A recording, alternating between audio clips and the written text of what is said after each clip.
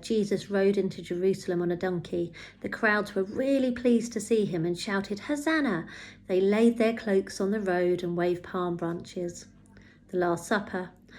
Jesus had a special meal with his friends. He told them he was going to have to die, but he gave them a special meal so when they met together, he would be with them through bread and wine. The Garden of Gethsemane. Jesus went with his friends to a quiet garden to pray. Jesus wanted to check that God really wanted to give himself up for all of us. It was here that he was arrested and taken away by the soldiers. Peter denies Jesus. Peter was a friend of Jesus, but Peter was scared and didn't want to get into trouble. So he said he didn't even know Jesus 3 times. When the cock crowed, as Jesus said it would, Peter felt really, really sad and guilty. Pontius Pilate. Pontius Pilate was the Roman boss in Israel at the time, and he didn't really want Jesus to be in trouble, but allowed the crowd to decide what should happen to him. The crowd decided and shouted, "Barabbas should be released instead of Jesus." Pilate said it wasn't his fault that Jesus was in trouble. The soldiers put a crown of sharp thorns on Jesus' head, and they beat him up.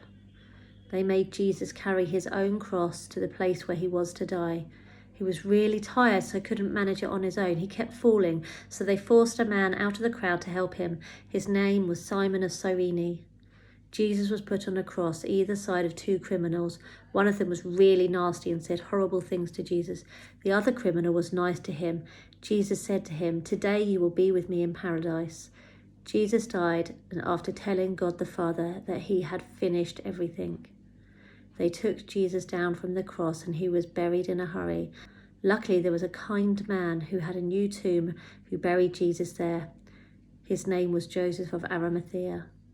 Because Jesus was buried in a hurry, there wasn't time to wash or prepare him for burial properly. So on the 3rd day, some ladies went to do this. Imagine their surprise when they got there and some angels told them that Jesus was already gone. Mary Magdalene actually saw him but didn't recognize him at first.